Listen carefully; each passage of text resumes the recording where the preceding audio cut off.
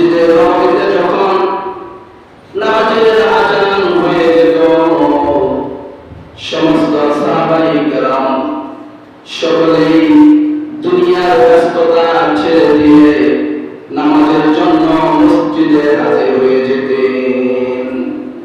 সাহাবায়ে কেরাম যারা কাজ কাম করতেন, হাতের কাজগুলো ফেলে দিয়ে তারা নামাজে হাজির হতেন।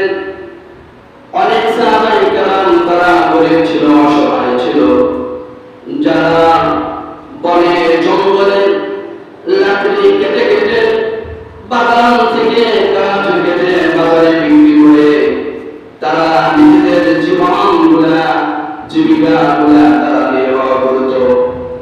ইতিহাসের পাতায় লেখা রয়েছে, কোন কোন সাহাবীরা সেই লাকড়ি কাটার জন্য কোরআনটা যখন মাথার উপরে উঠাইতেন, এমন সময়